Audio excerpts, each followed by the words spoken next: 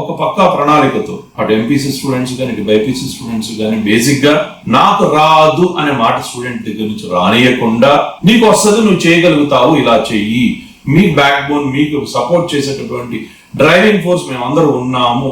అని ప్రతి క్లాస్ లో ప్రతి టీచర్ ప్రతిరోజు మాట్లాడితే అదొక తదాస్తు. స్టూడెంట్ ఎవడో అప్పుడు they start of doing the work అండి. చిన్న చిన్న డౌట్స్ ఉన్నా మనం నవ్వుతూ అలా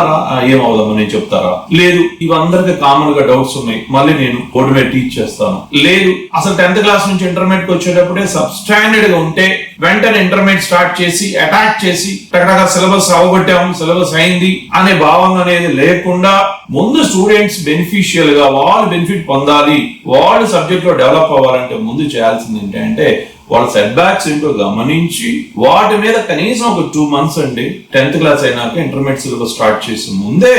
మనం వాళ్ళకి కావాల్సినటువంటి అకాడమిక్ పరంగా ఏదైతే ఉందో అది మనం ఇవ్వగలిగితే అప్పుడు వాడు వెంటనే ఒక 2 days లోనే వాళ్ళ పేరెంట్స్ ని పిలిచి, సార్ డాడీ నేను ఎంపీసీ గ్రూప్ తీసుకొని మెయిన్స్ కి రెస్ట్రిక్ట్ అవుతా, లేదు నేను బైపీసీ తీసుకొని నీట్ లేదా అట్లీస్ట్ ఎఫ్సెట్ లో అయినా ర్యాంక్ తెచ్చుకుంటా అనేటటువంటి ఒక క్లారిటీ పేరెంట్స్ కి మాకు ఇవ్వడం జరుగుతుంది. అదెంత బెనిఫిషియల్ అంటే ఈ 2 years without any confusion student choose చేసుకున్న పాత్ లో ట్రావెల్ అయ్యి వాళ్ళు అనుకున్న టార్గెట్స్ రీచ్ అవుతారు.